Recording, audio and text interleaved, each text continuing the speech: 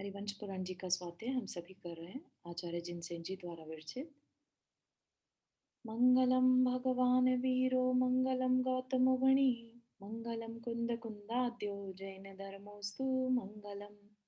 नमो अरिहंताणम नमो सेताणम नमो आयर्याणम नमो उवज्जायाणम नमो लोए सवसाहुणम। पंच परमेष्ठी भगवान की जय।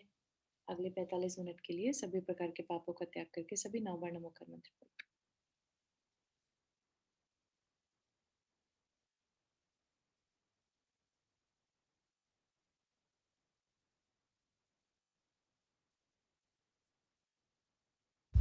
चारों आवाज नहीं आ रही है। हेलो। हाँ जय जिनेन्द्रिका जी। हाँ अभी आ रही है। हेलो। पता नहीं, मेरे को नहीं आ रही है, सभी को नहीं आ रही, नहीं मालूम। नहीं चारू, बहुत कम आवाज आ रही है, बहुत कम आवाज आ रही है, बहुत हाई वॉल्यूम पे है तभी भी नहीं आ रही। अच्छा थोड़ा पास में रखो जहाँ तुम बैठी हो ना। सेम ही है आंटी मतलब कुछ बदला नहीं है। पर आवाज बहुत कम है। मैं भी बोलने ही वाली थी, रेखा जी ने बोल दिया। बहुत वॉल्यूम बढ़ा ली फिर भी कम है। It is clear. हाँ मेरे को भी क्लियर है। वही कुछ नहीं, चेंज आवाज क्लियर है लेकिन कम है, बहुत कम आप आवाज है। अपने उसमें बढ़ा लीजिए, वहां पर शायद आपके स्पीकर में कम हो रखी होगी, आप उसको इंक्रीज कर लीजिए। नहीं, इंक्रीज कर लिया। ओके, बाकी सबको आ रही है, क्लियर है? हाँ, मेरे क्लियर तो आ रही है। ओके ओके, हाँ वही, कोई चेंज नहीं किया तो होना चाहिए था सेम। ठीक है, थैंक्स। तो हमारा यहाँ पर प्रकरण चल रहा है सुलोचना एंड जय कुमार का। बहुत ही सुंदर स्टोरी हमने देखी उनकी। मेरे लिए वो पहली बार थी एक्चुअली। मैंने सुलोचना नाम तो सुना था कि ऐसा कोई उनका मतलब कुछ स्टोरी है, लेकिन क्या स्टोरी है ये नहीं मालूम था। तो बहुत ही सुंदर था कि पिछले भव जाति स्मरण हो गया उन्हें, और ये पता चला कि इनका पिछले भवों से साथ था, 5 भवों से एक साथ थे, है ना। तो कितना उन्होंने आपस में कितने गाढ़ संबंध बनाया होगा कि कंटिन्यू करा एक दूसरे के साथ इतने टाइम तक। अब आगे भी कंटिन्यू करेंगे कि नहीं वो देखने वाली बात है ना। कि माना पिछले भवों में साथ था, लेकिन इस भव में उनके परिणाम कैसे थे, उनकी संगति कैसी थी, उनको किस तरह के निमित्त मिले, तो उस पे उनका फ्यूचर डिपेंड करेगा, है ना। कि ज़रूरी नहीं है कि इतने भवों तक साथ रहे तो आगे भी रहेंगे, या जैसा संबंध आज के भव में या पिछले भवों में था वैसा ही कंटिन्यू भी रहेगा, है ना। तो वो चीज़ अपन देखेंगे कि आगे क्या क्या रहा उनका। ठीक। तो जब उन दोनों को पिछला याद आ गया तो दोनों को मतलब ऑफ कोर्स अच्छा ही फीलिंग आई, है ना, कि दोनों इतने समय से साथ थे और अब फिर से साथ हो गए। तदनंतर जयकुमार की आज्ञा पाकर सुलोचना ने श्रीपाल चक्रवर्ती का भी चरित्र कहा, जिसे अंतःपुर के साथ साथ सुनकर जय कुमार परम आश्चर्य को प्राप्त हुए। अब ये श्रीपाल चक्रवर्ती का क्या चरित्र है, ये हम ये मान के चल सकते हैं कि किसी और जगह के किसी चक्रवर्ती का चरित्र सुलोचना ने सुनाया, है ना। क्योंकि अपन जो श्रीपाल मैना सुंदरी की कहानी सुनते हैं वो तो बहुत बाद का प्रकरण है, राइट। और यहाँ पर हम देख रहे हैं ये आदिनाथ भगवान के समय का टाइम चल रहा है, भरत चक्रवर्ती का। तो चक्रवर्ती अपने में तो 12 ही हैं, और 12 चक्रवर्ती में श्रीपाल नाम का कोई चक्रवर्ती नहीं है।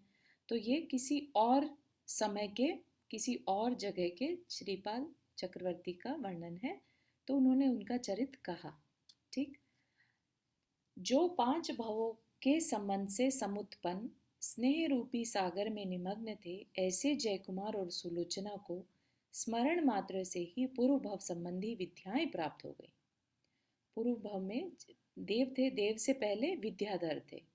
तो विद्याधर ऐसा नहीं है कि हरेक को याद आ जाए और हरेक को वो विद्याएं प्राप्त हो जाए, लेकिन उनकी इतनी अंदर में सरलता थी इस भव में भी कि उनको पूर्व भव संबंधी जितनी भी विद्याएं थी वो सब फिर से मिल गई। ठीक। जैसे कि वो एज इफ विद्याधर में ही पैदा हुए हों। ठीक। तो स्मरण मात्र से ही, याद करने मात्र से, which not everybody can get it, but still उनको मिल गई। उस विद्या के प्रभाव से विद्याधर और विद्याधरियों की शोभा को जीतते हुए वे दोनों विद्याधरों के लोक में विहार करने लगे।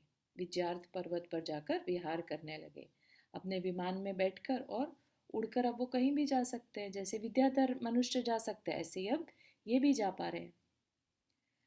धर्म, अर्थ और काम, इस त्रिवर्ग को पुष्ट करने वाला जयकुमार कभी जिनेंद्र भगवान की वंदना कर सुमेरु पर्वत की गुफाओं में सुलोचना के साथ रमण करता था, और कभी जहाँ किन्नर देव गाते थे ऐसे कुलाचलों के नितंबों पर विशाल नितंब से सुशोभित सुंदरी सुलोचना के साथ क्रीड़ा करता था। वह यद्यपि कर्मभूमि में उत्पन्न हुआ था, तथापि कला गुण में विदग्ध आर्य दंपत्ति के समान भोग भूमियों में इच्छा अनुसार क्रीड़ा करता था। तो भोग भूमि में भी चला जाता था। किसी समय इंद्र के द्वारा की हुई प्रशंसा से प्रेरित होकर रतिप्रभ नामक देव ने, कि इंद्र के महल में, इंद्र के विमान में चर्चा हो रही थी जय कुमार के बारे में, कि उसकी शील बहुत दृढ़ है, उसका ब्रह्मचर्य व्रत बहुत दृढ़ है। तो उसकी प्रशंसा सुनकर किसी देव को कौतूहल हुआ, रतिप्रभ नाम का देव। तो उसने परीक्षा लेने की सोची। उस देव ने अपनी स्त्री के साथ सुमेरु पर्वत पर जय कुमार के शील की परीक्षा की। उसको बहुत ज़्यादा प्रलोभन दिया किसी भी तरह से। जैसे हमने विश्वामित्र और रंभा का कहानी आती है ना नॉन जैन में, तो उसी तरह का यहाँ पर। और परीक्षा करने के बाद उसकी पूजा की। मतलब कितना भी प्रलोभन दे दिया, जय कुमार डिगे नहीं, चेंज नहीं हुए, है ना। तो फिर देव ने उनकी पूजा करी, उस चीज़ की अनुमोदना करी। सो ठीक ही है, क्योंकि सब प्रकार की शुद्धियों में शील शुद्धि ही प्रशंसनीय है। सबसे बड़ी क्या है? शील शुद्धि। जो ब्रह्मचर्य है वही सबसे बड़ा तप माना जाता है। जो मनुष्य शील की शुद्धि से विशुद्ध है, उनके देव भी किंकर हो जाते हैं। किंकर मतलब सेवक। तो जो मनुष्य शील की शुद्धि से विशुद्ध है, तो मोस्टली जैसे हम कहते हैं ना, ब्रह्मचारी भैया हो गए, या मुनि महाराज हो गए, आरिका माता जी हो गई, इस तरह से जिनके पास भी शील की शुद्धि है, उनके देव भी किंकर हो जाते हैं। उनके पास आकर रिद्धियाँ सिद्धियाँ हो जाती हैं उनको, और फिर देव भी उनके सेवक बन जाते हैं। बहुत पत्नियों और बहुत पुत्रों से सुशोभित जयकुमार अपने छोटे भाई विजय के साथ उत्तमोत्तम भोग भोगता रहा। तो यहाँ पर हालांकि वो गृहस्थ हैं, पत्नियां भी बहुत सारी हैं, लेकिन जिन पत्नियों से उसने विवाह किया, सिर्फ उन्हीं की तरफ मन है, किसी और की तरफ नहीं, है ना। तो यहाँ पर शील का मतलब जो है बहुत गहरा लिया जाएगा, राइट, कि भाई अपनी पत्नियों के बाहर किसी के साथ भी किसी भी तरह का संबंध नहीं बनाना। ठीक। तदनंतर किसी दिन वह सुलोचना के साथ पर्वतों पर क्रीड़ा कर श्री वृषभ जिनेंद्र की वंदना के लिए समर शरण गया। समर शरण के समीप पहुंचकर, तो अपने विमान से समर शरण में पहुंचा। समर शरण के समीप पहुंचकर उसने पास में खड़ी सुलोचना से कहा कि प्रिय, 3 लोक के जीवों से घिरे हुए जिनेंद्र देव को देखो, है ना। तो वैसे तो सीढ़ी से चढ़कर भी जा सकते, लेकिन वह अपने विमान से पहुंचा। विमान से पहुंचकर उसने कहा कि जिनेंद्र देव को देखो। अब ये बहुत सुंदर वर्णन है यहाँ पर समर शरण का। जैसे कोई पहुंचता है तो उसे क्या दिखता है? ये त्रिलोकीनाथ 8 प्रातिहार्यों से सहित हैं तथा 34 अतिशयों से सुशोभित हो रहे हैं। हे प्रिय, ये सौधर्म आदि चारों निकाय के देव और इनकी देवियां मस्तक झुका झुका कर जिनेंद्र देव को प्रणाम कर रही हैं। तो ये जो समर शरण का वर्णन यहाँ पर है, तो ये समर शरण में जो 8 भूमियाँ रहती हैं, राइट। हमने एक बार समर शरण का बहुत डिटेल में पढ़ा था, क्या क्या रहता है, क्या क्या होता है वहाँ पर, है ना। एंटर करते साथ ही क्या होता है, नाट्यशालाएँ आदि वगैरह, है ना। तो वो सबको क्रॉस करके जो गंधकुटी जहाँ पर है, 8वीं भूमि, वहाँ पर भगवान की जहाँ पर सभाएं लगी हैं, 12 खंड वाली सभा, तो उसका वर्णन यहाँ पर कर रहे हैं। उसके बाहर क्या हो रहा है उससे उन्हें कोई मतलब नहीं है। ठीक। तो वो कह रहे हैं कि सौधर्म आदि जो चारों निकाय के देव हैं क्योंकि सबके अपने अपने कोठे हैं, सेक्शंस हैं। सब अपने अपने कोठों में बैठकर वहाँ पर देव और इनकी देवियाँ मस्तक झुका झुका कर जिनेंद्र देव को प्रणाम कर रही हैं। ये भगवान ऋषभ देव के समीप नाना रिद्धियों के धारक मुनियों से युक्त वृषभ सेन आदि 70 गणधर सुशोभित हो रहे हैं।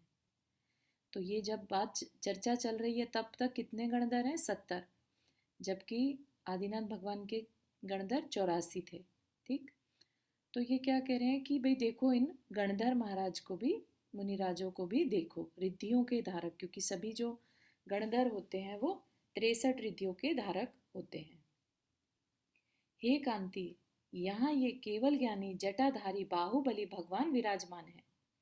ये मुनि अवस्था को प्राप्त हुए अपने भाइयों से घिरे हुए हैं और अनेक वृक्षों से घिरे वट वृक्ष के समान सुशोभित हो रहे हैं। हे देवी, इधर ये तप रूपी लक्ष्मी से घिरे हुए हमारे पिता सोमप्रभ मुनिराज अपने छोटे भाई श्रेयांश के साथ सुशोभित हो रहे हैं। इधर ये तुम्हारे पिता अकंपन महाराज 1000 पुत्रों के साथ तप में लीन है तथा तपो लक्ष्मी से अत्यधिक सुशोभित हो रहे हैं। हे कांते, इधर ये तुम्हारे स्वयंवर में युद्ध करने वाले दुर्मर्शन आदि बड़े बड़े राजा शांत चित्त होकर तपस्या कर रहे हैं। हे प्रिय, यह समस्त तारिकाओं की अग्रणी ब्राह्मी है और यह सुंदरी है। इन दोनों ने कुमारी अवस्था में ही कामदेव को पराजित कर दिया है। इधर यह जिनेंद्र भगवान के समीप अनेक राजाओं के साथ भरत चक्रवर्ती बैठा है और उधर दूसरी ओर उसकी सुभद्रा आदि रानियां अवस्थित हैं। हे प्रिय, देखो देखो, कैसा आश्चर्य है कि ये परस्पर के विरोधी तिर्यंच यहाँ एक साथ मित्र की तरह बैठे हैं, है ना। तो शेर है, गाय है, सिंह है, सब, और सर्प है, सब एक तरफ एक साथ बैठते हैं बिना किसी कषाय के, है ना, दुर्भावों को भुलाकर कि ये मेरा शत्रु है, मुझे इससे लड़ना चाहिए। वहाँ तो बड़े आराम से लड़ सकते हैं, सामने सामने बैठे हैं, लड़ो और मतलब अपना बदला पूरा ले लो। लेकिन वहाँ इस तरह के भाव ही नहीं आते। इतनी प्योरिटी उस एरिया में है कि इस तरह के वैर के भाव वहाँ उठते ही नहीं, और है भी तो भी तुम्हारा ऑरा इतना प्योर हो जाता है कि लड़ाई के अंदर के भाव नहीं आते। ठीक, इस प्रकार प्राण वल्लभा सुलोचना के लिए अरियंत भगवान का समवशरण दिखाता हुआ नीति का वेता कुमार आकाश से नीचे उतरा और जिनेंद्र भगवान की स्तुति करता हुआ विनयपूर्वक चक्रवर्ती के पास बैठ गया तथा सुलोचना सुभद्रा के पास जाकर बैठ गई। जय कुमार का मोह अत्यंत सूक्ष्म रह गया था, इसलिए वहां विस्तृत कथा रूपी अमृत से सहित धर्म का उपदेश सुनकर उसने सम्यक दर्शन, सम्यक ज्ञान और सम्यक चारित्र रूपी बोधि का लाभ प्राप्त किया, है ना। तो जब जानवरों का ये हाल है कि अंदर के इतने परिणाम निर्मल हो रहे हैं, तो जो पुण्यधारी पुण्यशाली जीव हैं, मनुष्य हैं, जिन्होंने पूर्व में भावना भाई थी कभी कि मुझे रत्नात्रय की प्राप्ति हो, है ना, तो वो भावना जो है वो फल देती है। अच्छे निमित्तों का मिलना पुण्य का फल है, जो कभी उस भावना को भाया था, राइट। तो अंदर से क्या हुआ, निमित्त मिलने से अंदर के परिणाम और पुण्य का फल मिला और उनको बोधि की प्राप्ति हुई। तदनंतर अतिशय बुद्धिमान जय कुमार ने स्नेह रूपी सुदृढ़ बंधन को छेद कर सुलोचना को समझाया। वहीं पर ही उन्होंने सुलोचना को समझाया, अनंत वीर्य नामक पुत्र के लिए अपना राज्य दिया और स्नेह के वशवर्ती चक्रवर्ती के मना करने पर भी छोटे भाई विजय के द्वारा जिनेंद्र देव के समीप दीक्षा ले ली। उस समय जयकुमार के साथ 108 राजाओं ने स्त्री, पुत्र, मित्र तथा राज्य को छोड़कर दीक्षा धारण कर ली। दुष्ट संसार के स्वभाव को जानने वाली सुलोचना ने अपनी सपत्नियों के साथ, सपत्नियों मतलब जयकुमार की जो और पत्नियां भी थी, उनके साथ सफेद वस्त्र धारण कर लिए और ब्राह्मी तथा सुंदरी के पास जाकर दीक्षा ले ली। कहाँ तो भोग भोग रहे थे विद्याधरों के समान, है ना, सब जगह जाकर क्रीड़ा कर रहे थे, लेकिन समय का और पिछले पूर्व भाव के पुण्य के कारण परिणाम बदल गए, है ना, और दोनों ने अपने आत्म कल्याण की को प्रेफरेंस दिया और दोनों ने दीक्षा ले ली। मेघेश्वर जयकुमार शीघ्र ही द्वादशांग के पाठी होकर भगवान के गणधर हो गए। मतलब ना सिर्फ दीक्षा ली, साथ ही साथ भगवान के गणधर भी हो गए। और आरिका सुलोचना भी 11 अंगों की धारक हो गई। तदनंतर अनेक भूमि गोचरी और विद्याधर राजाओं ने जब दोषवती स्त्रियों के समान लक्ष्मी का त्याग कर दीक्षा धारण कर ली, तब भगवान के 84 गणधर हो गए। अब और बढ़ गए तो जो जय कुमार थे वो 72 नंबर के गणधर थे बाद में, अब और बढ़कर 84 गणधर टोटल हो गए। और गणों की संख्या, गणों मतलब जो मुनि थे वहां पर, उनकी संख्या 84,000 हो गई। उनमें 84 गणधरों के नाम ये हैं। वृषभ सेन उनके मेन जो गणधर थे, उन्हीं के पुत्र थे ऋषभ देव के। ऋषभ सेन, कुंभ, दृढ़रथ, शत्रु दमन, देव शर्मा, धन देव, नंदन, सोमदत्त, सुरदत्त, वायु शर्मा, सुबाहु, देवाग्नि, अग्निदेव, अग्निभूति, तेजस्वी, अग्निमित्र, हलधर, महीधर, माहेंद्र, वसुदेव, वसुंधर, अचल, मेरु, भूति, सर्वसह, यज्ञ, सर्वगुप्त, सर्वप्रिय, सर्वदेव, विजय, विजयगुप्त, विजयमित्र, विजयश्री, पराख्य, अपराजित, वसुमित्र, वसुसेन, साधुसेन, सत्यदेव, सत्यवेद, सर्वगुप्त, मित्र, सत्यवान, विनीत, संवर, ऋषिगुप्त, ऋषिदत्त, यज्ञदेव, यज्ञगुप्त, यज्ञमित्र, यज्ञदत्त, स्वायभू, भागदत्त, भागफुल, फल्गु, गुप्त, गुप्त फल्गु, मित्र फल्गु, प्रजापति, सत्ययश, वरुण, धनवाहिक, महेंद्र दत्त, तेजो राशि, महारथ, विजय श्रुति, महाबल, सुविशाल, वज्र, वैर, चंद्रचूड़, मेघेश्वर, कच्छ, महाकच्छ, सुकच्छ, अतिबल, भद्रावली, नमी, विनमी, भद्रबल, नंदी, महानुभाव, नंदी मित्र, कामदेव और अनुपम। भगवान ऋषभ देव के ये 84 गणधर थे। भगवान ऋषभ, हाँ भूमिका आत्रेय के। जय जिनेन्द्र चारू। जय जी। चारू, यहाँ पे क्वेश्चन है कि भगवान के 84 जो गंधर होते हैं, तो उनमें सबके सब लोगों के प्रश्नों का उत्तर मतलब समझ नहीं आ रहा मुझे, तो मैं विजुलाइज नहीं कर पा रही हूँ कि कैसे होता है। मतलब वो गंधर जो बनते हैं, तो वो क्या सारे के सारे प्रश्नों के उत्तर देते रहते होते हैं सारे श्रावकों को और जो भी बैठे होते हैं वहां पर? या इसके बारे में ज़्यादा नहीं सुनने में आया, क्योंकि हम जब भी सुनते हैं तो गौतम गणधर का ही नाम आता है। जैसे महावीर भगवान के भी 11 गणधर थे, तो 11 में से हमें गौतम गणधर का ही क्वेश्चन आंसर समझ में आते हैं, राइट। यहाँ पर भी वृषभ सेन गणधर का ही मेन है, लेकिन आई एम श्योर कि बाकी गणधर भी सेम ही लेवल के हैं, राइट। तो उनके से भी, और इवन केवली जो है वहाँ पर उपस्थित, उनसे भी क्वेश्चन पूछे जा सकते हैं। फिर एक क्वेश्चन ये आता है कि हमने पढ़ा था कि समोक्षरण में 2 शंकाएं अपने आप ही जब भगवान की दिव्य ध्वनि गिरती है तो सारे शंका समाधान अपने आप ही हो जाता है अंदर ही अंदर, है। तो फिर कैसे फिर क्या काम रहता है बाकी गंधर्व का? क्वेश्चन सारे के सारे शांत हो जाते हो ऐसा नहीं। अपने बारे में कुछ क्वेश्चन है तो शांत हो गए, लेकिन किसी और के बारे में जो जानना है ना, तो उसके लिए तो उन्हें पूछना ही रहता है कि इसका जीवन ऐसा क्यों हुआ, है ना, इसके बारे में मुझे कुछ बताइए।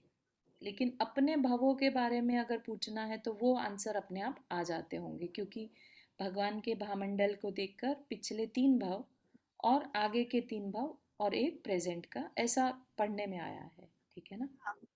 तो ऐसा तो कि हाँ वो क्वेश्चन आंसर ही करते रहते हैं बस वहाँ पर। हाँ, क्वेश्चन आंसर। इवन गणधर भी क्वेश्चन करते हैं भगवान के केवल समोक्षरण में, उनको भी क्वेश्चन होते हैं।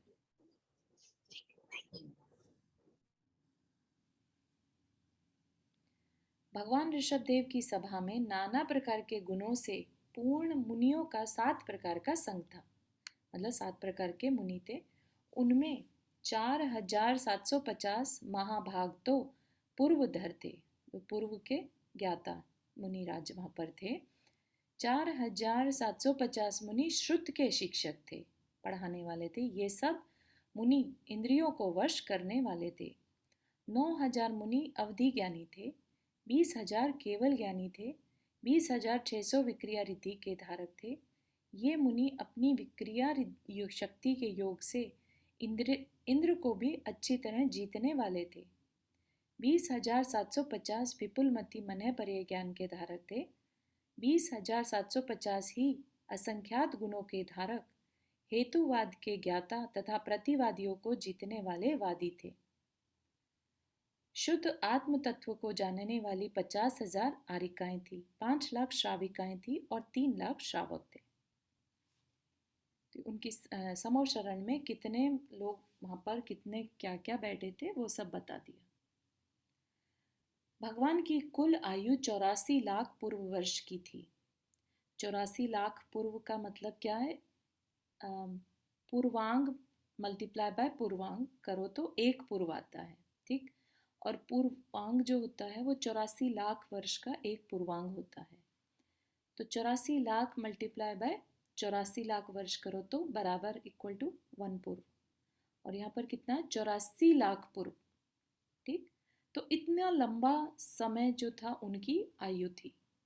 अब वो मल्टीप्लाई करेंगे तो अपन लिख भी नहीं पाएंगे, वो इतनी संख्या बन जाएगी।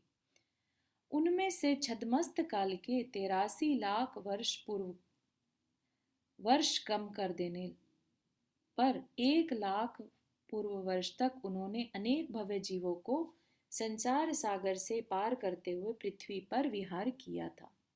केवल ज्ञान होने के बाद भी 1 लाख पूर्व वर्ष तक उन्होंने पृथ्वी पर विहार किया।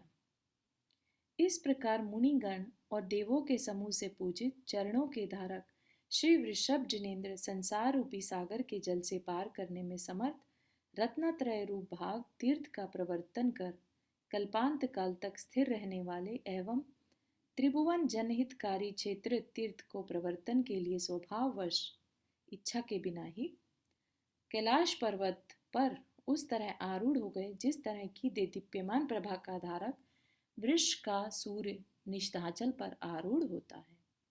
तो कहने का भाव यही है कि इतना समय तक जगह जगह पर समोशरण के थ्रू विहार करते हुए अब भगवान ने क्या डिसाइड किया? आगे अपना योग निरोध करने का डिसाइड किया कि बस अभी हो गया, उम्र पूरी हो गई, समय आ गया, और अपने आप ही बिना किसी इच्छा के और चल पड़े। कहाँ? कैलाश पर्वत पर, ठीक। हालांकि तीर्थंकर जो हैं वो में शिखर से ही जाते हैं मोक्ष, लेकिन हुंडा अवसर्पिणी काल के प्रभाव से वो कैलाश पर्वत की तरफ चल पड़े, ठीक। स्फटिक मणि की शिलाओं के समूह से रमणीय उस कैलाश पर्वत पर आरूढ़ होकर भगवान ने 1000 राजाओं के साथ योग निरोध किया। हाँ, नंदा जी कुछ कह रहे?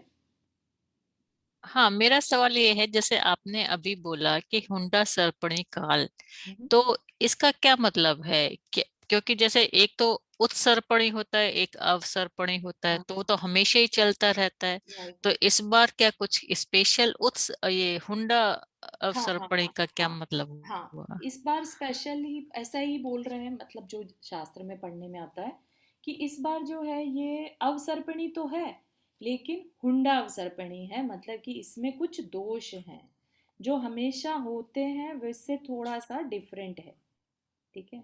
तो ये मतलब कहना चाह रहे हैं हुंडा अवसर्पिणी, जैसे तीर्थंकरों की पुत्रियां नहीं होती या तीर्थंकर होते हैं तो चतुर्थ काल में ही होते हैं। अभी क्या देख रहे हैं हम कि ऋषभ देव जो हैं वो तृतीय काल में ही हो गए।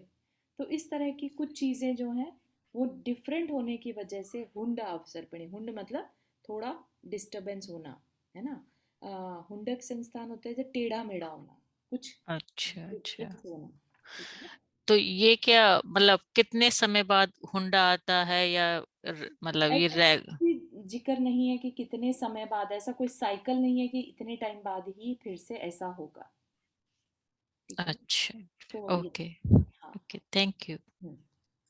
तो चारू अब ये अवसर्पणी में भी दोबारा से हुंडा सर्पणी आएगा काल? नहीं नहीं नहीं, ये कुछ भी फिक्स नहीं है, मतलब ये कहना कि हुंडा अवसर्पिणी काल फिक्स्ड है ऐसा नहीं है। अच्छा, असंख्यात कालों के बाद ये आ सकता है। ओके, हाँ, तो जो हो रहा है उसमें अगर कुछ डिफरेंट है तो वो बता रहे हैं कि ये, और क्या कहेंगे इसको, इसको हुंडा अवसर्पिणी कह देंगे, ठीक है, थैंक यू। ठीक है। इसका कोई कारण नहीं है कि ये क्यों है, कैसे है, बट क्योंकि डिफरेंट है तो इसलिए बता दिया कि हाँ ठीक है, इस वाले अवसर्पिणी में थोड़ा सा परिवर्तन है, इसलिए हुंड, हुंड मतलब परिवर्तन, ऊपड़ खाबड़ होना। ठीक, तो भगवान जो है स्फटिक मणि की शिलाओं वाले उस कैलाश पर्वत पर आरूढ़ हो गए और 1000 राजाओं के साथ योग निरोध किया। अंत में 4 अघातीय कर्मों का अंत कर निर्मल मालाओं के धारक देवों से पूजित हो अनंत सुख के स्थान भूत मोक्ष को प्राप्त किया। भगवान मोक्ष चले गए। मोक्ष चले गए मतलब भगवान की जो शरीर था वो यहीं छूट गया और जो आत्मा थी वो शरीर को छोड़कर सिद्धशिला पे चली गई। सिद्धशिला भी हमने सबने बहुत अच्छे से समझ ली है। सिद्धशिला भी क्या कहें हम, और ऊपर जो है वात वलय पे जाकर रुक गई, है ना। तो वो क्या है, वो स्थान, स्थान में कोई प्रॉब्लम नहीं है, स्थान में कुछ नहीं है कि स्थान कुछ दे रहा है। वो एक ऐसी स्टेट में पहुंच गए जहाँ शरीर नहीं है, अब कोई दोबारा जन्म नहीं होगा, है ना। अब बस अपने अनंत सुख, अनंत ज्ञान, अनंत वीर उसके साथ अनंत काल तक वहां पर रहेंगे। ठीक, तो तीर्थंकर जो है, तीर्थंकर आदिनाथ भगवान उस सिद्ध शिला को प्राप्त कर गए, वहां पहुंच गए। मोक्ष प्राप्ति के अनंतर मुनियों का श्रेष्ठ संग, देवों का समूह और चक्रवर्ती आदि प्रमुख राजाओं का समूह, इन सब ने तीव्र भोगवश भक्तिवश आकर गंध पुष्प सुगंधि धूप उज्ज्वल अक्षत और देदीप्यमान दीपक के द्वारा त्रिजगत गुरु देवादिदेव ऋषभ देव के शरीर की पूजा कर तथा अच्छी तरह नमस्कार कर यही याचना की कि हम लोगों को श्री ऋषभ जिनेन्द्र के गुण लक्ष्मी रूपी फल की प्राप्ति हो। तो जिनके सामने सामने मतलब ऐसा हुआ कि भगवान मोक्ष चले गए, लेकिन ये भी एक चीज देखने की है कि उनका इतना लंबा समय था, 1,00,000 पूर्व, है ना, जितने समय में उन्होंने केवल ज्ञान प्राप्त करके विहार किया। तो ज़रूरी नहीं है कि सभी जिन उनके सेम समय में जो दीक्षित हुए उससे पहले मतलब असंख्यात मुनि जो हैं वो मोक्ष जा चुके होंगे, है ना। ये ज़रूरी नहीं है कि भगवान से पहले कोई और मोक्ष नहीं गया होगा फिर, क्योंकि उनका तो समय ही बहुत लंबा था, है ना। तो उनके ही समर शरण में उन्हीं से ज्ञान प्राप्त करके असंख्यात मुनि वहाँ से मोक्ष चले गए उनके काल में। तो ये थोड़ा सा शायद आगे वर्णन पढ़ेंगे हम। अतनंतर षट खंड पृथ्वी के स्वामी, 6 खंड को जीतने वाले, कौन सी पृथ्वी के स्वामी, भारत क्षेत्र के। ठीक, तो ऐसा नहीं है कि पूरा जम्बूद्वीप के स्वामी हो गए, नहीं, है ना। षट खंड यानी भारत क्षेत्र के स्वामी महाराज भरत ने चिरकाल तक लक्ष्मी का उपभोग कर अर्क कीर्ति नामक पुत्र का अभिषेक किया। तो यहाँ पर बताने वाली बात है, वैसे तो शायद आगे बता रहे हैं तो आगे ही देख लेते हैं। और स्वयं अतिशय कठिन आत्म रूप परिग्रह से युक्त एवं कठिनाइयों से निग्रह करने योग्य इंद्र रूपी मृग समूह को पकड़ने के लिए जाल के समान जिन दीक्षा धारण कर ली। तो जो महाराज भरत थे, भरत चक्रवर्ती ने अपना चक्रवर्ती काल तक राज्य किया, चक्रवर्ती के साथ बनने के साथ, है ना। और फिर समय जब आया उनका, जब उनके लगा कि अब बस हो गया, बहुत हो गया, वैराग्य आ गया, तो उन्होंने जिन दीक्षा धारण कर ली। गौतम स्वामी कहते हैं कि हे राजन श्रेणिक, महाराज भरत ने अपने समस्त केश पंच मुट्ठियों से उखाड़कर फेंक दिए तथा उनके कर्म बंधन की स्थिति इतनी जल्दी क्षीण हुई कि उन्होंने केश लुंज के बाद ही केवल ज्ञान प्राप्त कर लिया। जितनी देर में केश लुंज पूरा हुआ, जितनी देर में उन्होंने मुनि रूप को धारण किया, उतने में उन्हें केवल ज्ञान प्राप्त हो गया। ठीक, तो जितना देर उन्होंने राज्य किया तो राज्य किया, उसके बाद राइट अवे अंतर्मुहूर्त में केवल ज्ञान हो गया। उसके बाद जितनी भी आयु बची उसमें उन्होंने भी उसी तरह से उपदेश दिया। ठीक, तदनंतर 32 इंद्रों ने आकर उनके केवल ज्ञान की पूजा की थी और जो मोक्ष मार्ग को प्रकाशित करने के लिए दीपक के समान थे, ऐसे भगवान भरत ने चिरकाल तक पृथ्वी पर विहार किया।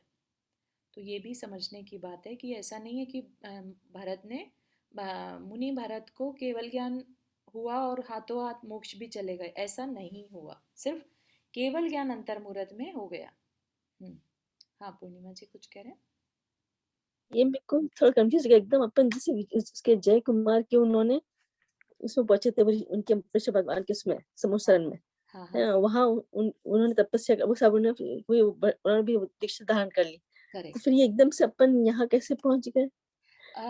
हाँ तो जो हमने देखा भगवान उन्होंने क्या बताया था, जय कुमार जो थे वो गणधर बन गए थे, है ना, तो गणधर बन गए तो नियम से मोक्ष जाएंगे ही, है ना। और अब यहाँ पर फिर बाकी की चर्चा कर रहे हैं कि बाकी भी क्या हुआ फिर, कि उनका भगवान ने इतने सालों तक फिर अपना जगह जगह विहार करके और खुद मोक्ष चले गए। अच्छा, बाद में भगवान का बता अब दिया इसने। भगवान मोक्ष चले गए तो फिर भी ये तो है नहीं कि समय रुक गया, समय तो चलता रहा, तो उनके परिवार के बाकी लोगों का क्या हुआ तो वो बता रहे हैं।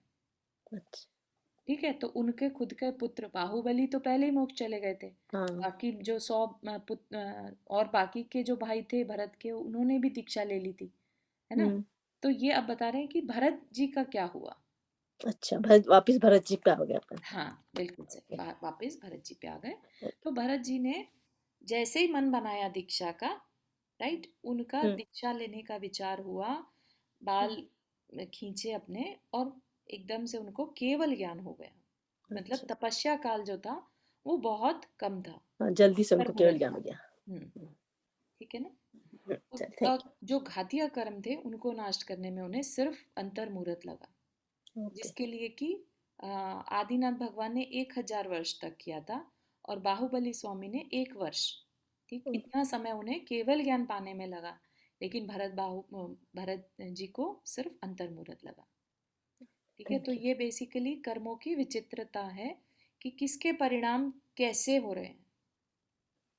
ठीक है ना, हर एक ने अपनी अपनी जिंदगी को अपने तरीके से जिया, किसी इतना वैभव होने के बाद भी उनका केवल ज्ञान प्राप्ति में समय बहुत कम लगा।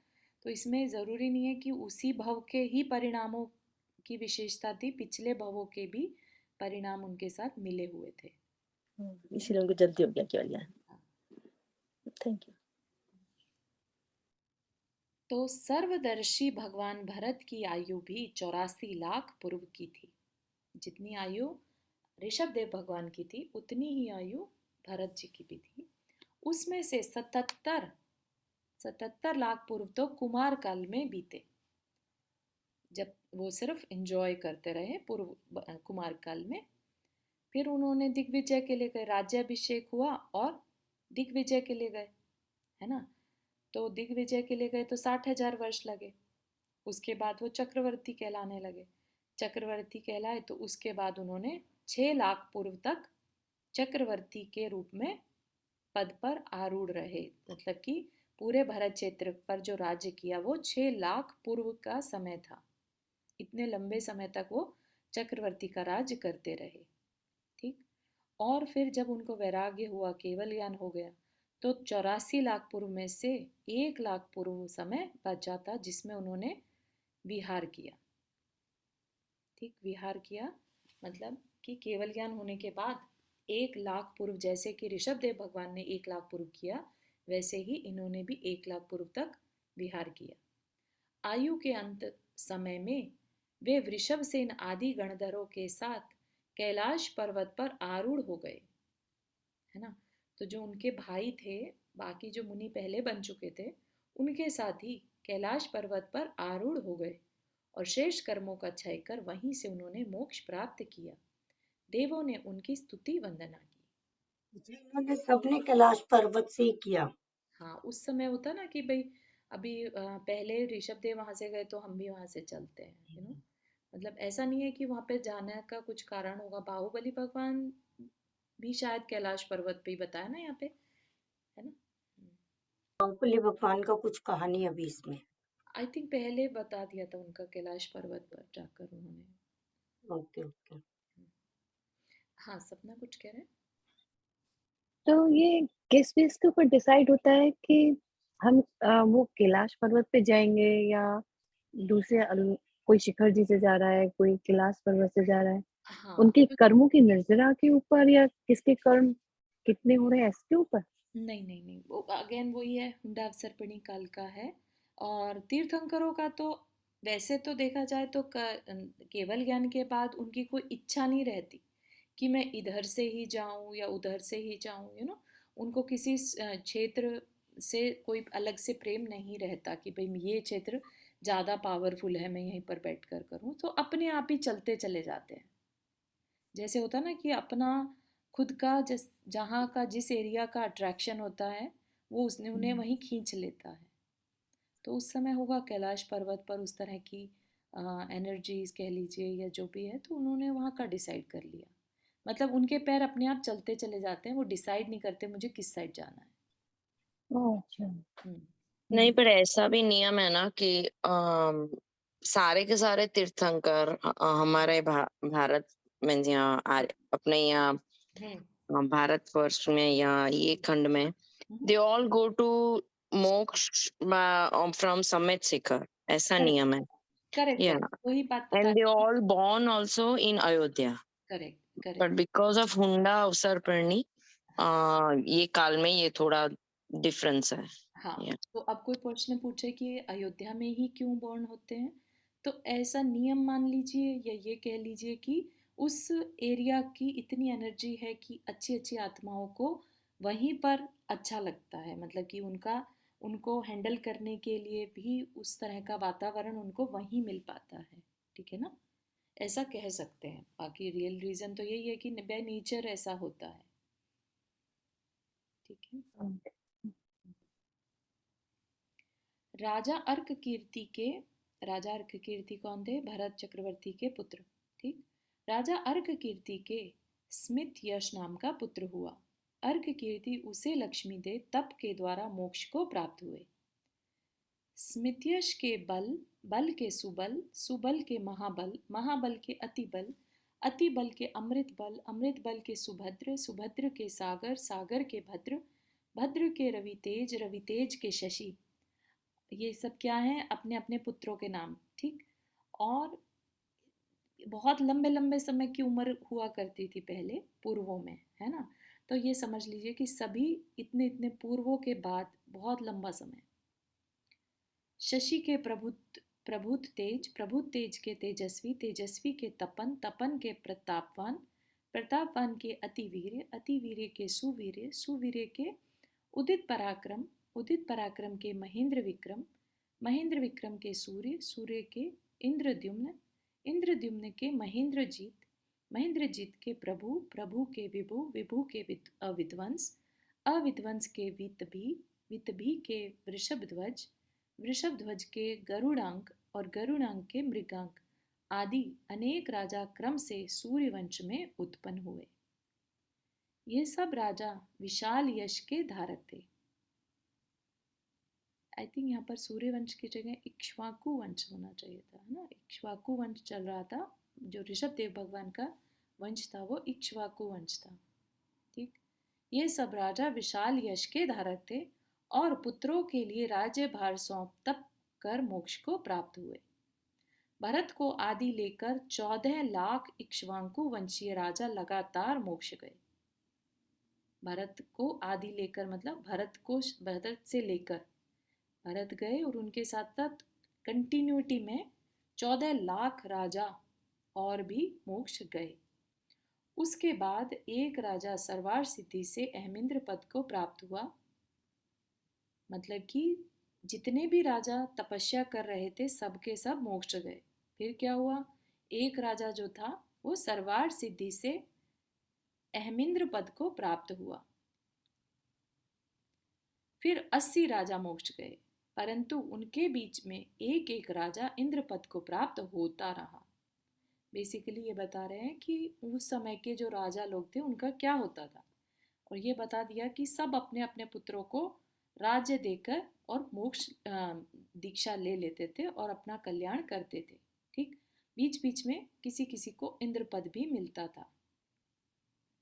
सूर्यवंश में उत्पन्न हुए कितने ही धीर वीर राजा अंत में राज्य का भार छोड़ और तप का भार धारण कर स्वर्ग गए। और कितने ही मोक्ष को प्राप्त हुए। भगवान ऋषभ देव के जो बाहुबली पुत्र थे उनसे सोमयश नामक पुत्र हुआ। वही सोमयश सोमवंश यानी चंद्रवंश का कर्ता हुआ। सोमयश के महाबल, महाबल के सुबल और सुबल के भुजबली पुत्र हुआ। इन्हें आदि लेकर सोमवंश में उत्पन्न हुए अनेक राजा मोक्ष को प्राप्त हुए। इस प्रकार भरत भगवान ऋषभ देव का तीर्थ पृथ्वी पर 50 लाख करोड़ सागर तक अनवरत चलता रहा।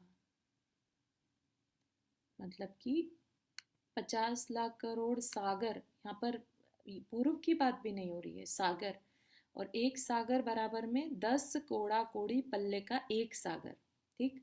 और एक पल्ले में असंख्यात पूर्व होते हैं, और पूर्व की डेफिनेशन बताई दी है ना। पल्ले उसको भी कह सकते हैं जो गड्ढा बनाकर करते हैं ना, तो जो हम एग्जाम्पल देते हैं वो एक पल्ले के लिए यूज होता है। उसमें ये 10 कोड़ा कोड़ी पल्ले का एक सागर, ठीक है, इतना बड़ा का एक सागर। और यहाँ पर कितना बता रहे हैं, 50 लाख करोड़ सागर तक अनवरत चलता रहा। अनवरत मतलब निरंतर, ठीक है ना। तो अपनी कल्पना से बाहर की बातें हैं, देखा जाए तो 50 लाख करोड़ सागर तक अनवरत चलता रहा। हाँ नंदा जी कुछ कह रहे हैं।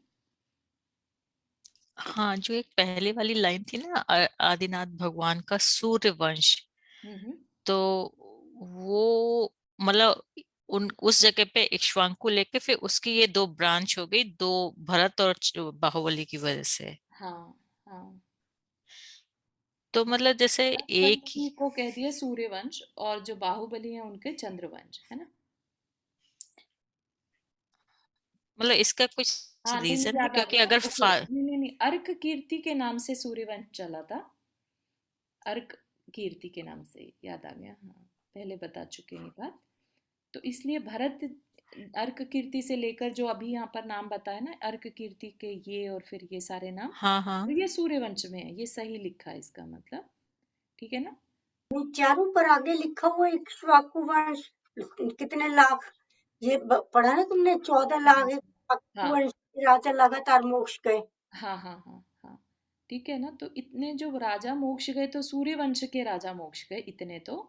और फिर यहाँ पर दे दिया कि सोमयश यानी जो बाहुबली भगवान का बेटा था सोमयश, उससे चंद्रवंश चला, ठीक। और उनके साथ भी उत्पन्न हुए अनेक राजा मोक्ष को प्राप्त हुए। तो ये इक्ष्वाकु वंशी कौन कहलाएंगे, वो जो तो ये आज दोनों ही वैसे देखा जाए तो इक्ष्वाकु वंशीय ही कहलाए जाएंगे। उनमें अच्छा सूर्य और चंद्र दो हो गए। हाँ उनके दो पार्ट बन गए। ठीक ठीक। तो इस तीर्थ काल में अपनी दो शाखाओं सूर्यवंश और चंद्रवंश में उत्पन्न हुए इक्ष्वाकु वंशीय तथा कुरुवंशीय आदि अनेक राजा स्वर्ग और मोक्ष को प्राप्त हुए। ये कुरुवंशीय भी हो गए, इक्ष्वाकु वंशीय के साथ कुरुवंशीय। इक्ष्वाकु वंश तो जो ऋषभ देव भगवान का वंश है वो इक्ष्वाकु है, और कुरुवंशीय, और कुरुवंशीय बताया होगा जरूर, हमें अभी याद नहीं आ रहा है। हमने स्टार्टिंग में पढ़ा था ना, वो 3 वंश जो स्टार्ट किए थे वो आदिनाथ भगवान का, तो स्टार्टिंग में बताया था कुरुवंश के बारे में। हाँ हाँ हाँ, ठीक है। जो डिफरेंट डिफरेंट राजाओं को राज संपदा सौंप दी थी, उनकी वजह से कुरुवंश चला था, ठीक है। और जो तीर्थंकर ऋषभ देव के काल के या उनके हेरिडिटी में चल रहे थे वो इक्ष्वाकु वंशीय थे, ठीक है।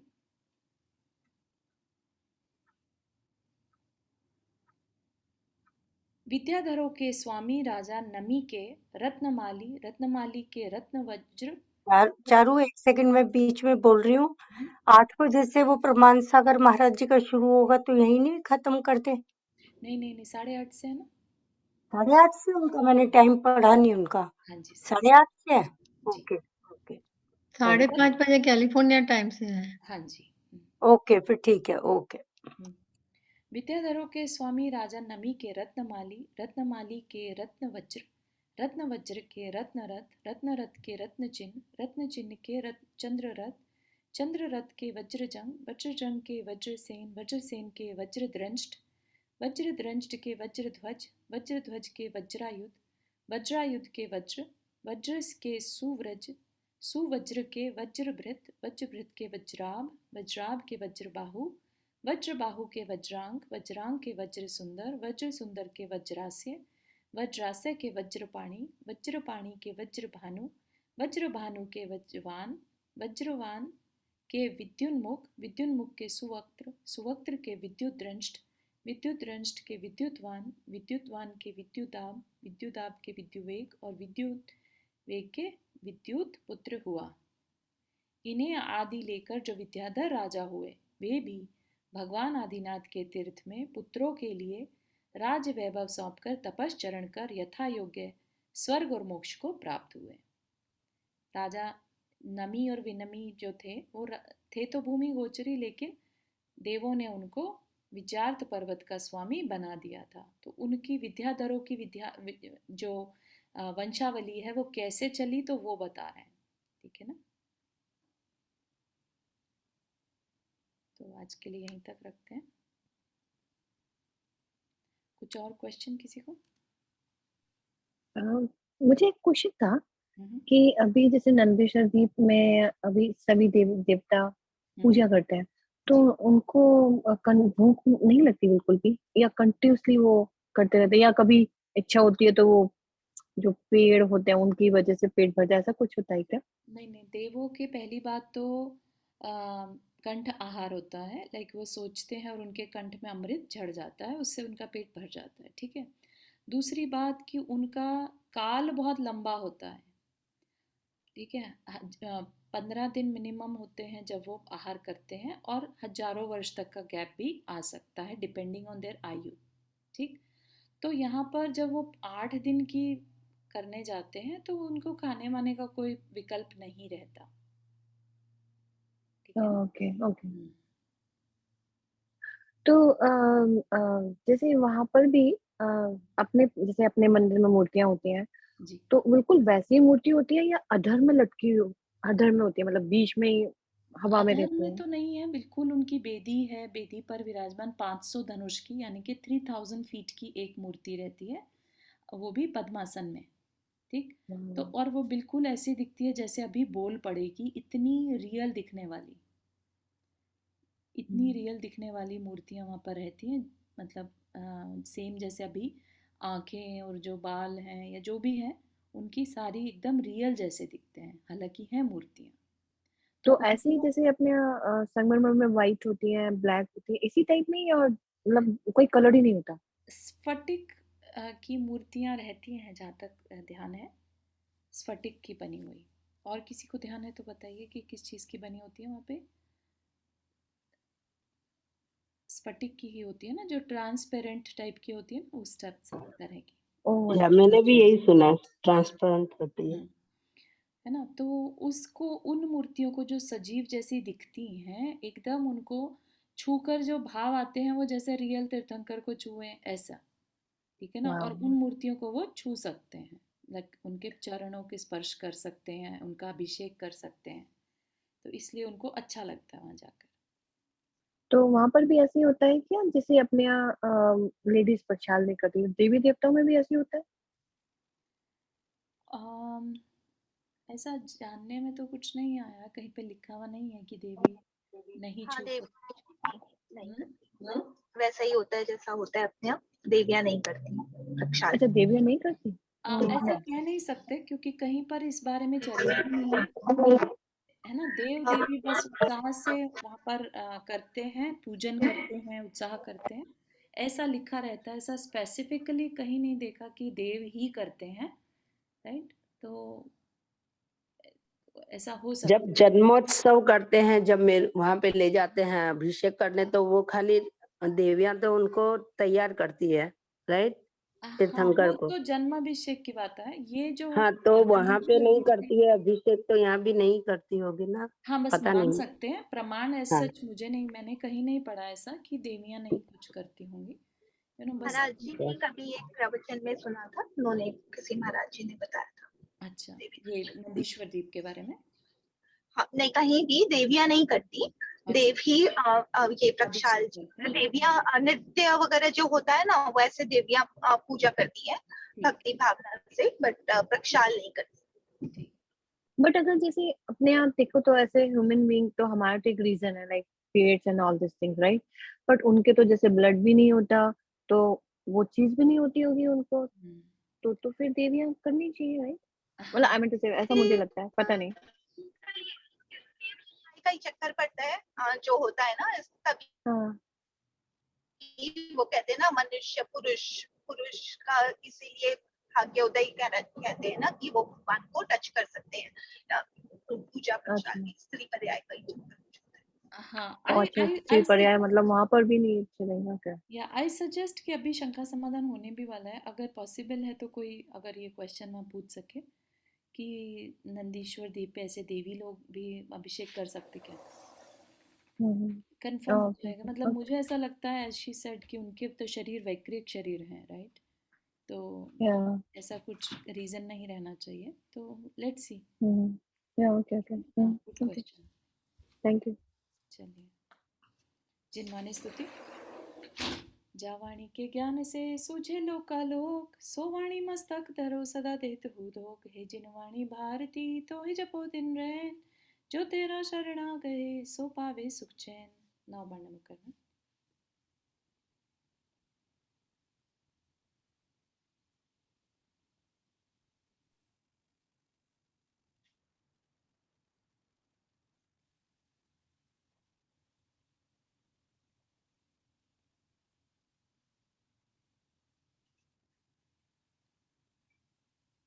जय जिनेन सभी को। हेलो जय जिनेंद्र सभी को। कुछ शांति। हाँ, 1 मिनट पूछना है कि वो प्रोग्राम रखा वो है संडे को, वो कितने बजे से? अच्छा, शिविर वाला शिविर सुबह से ही शुरू हो जाएगा, पूजा करके और वहीं रुकना है बेसिकली। और उसका विषय क्या है? विषय अभी आई डोंट थिंक डिसाइड किया है, बाकी अलग से अपन बात कर लेते हैं। वैसे हम वर्जीनिया में हैं, वो 17 तारीख को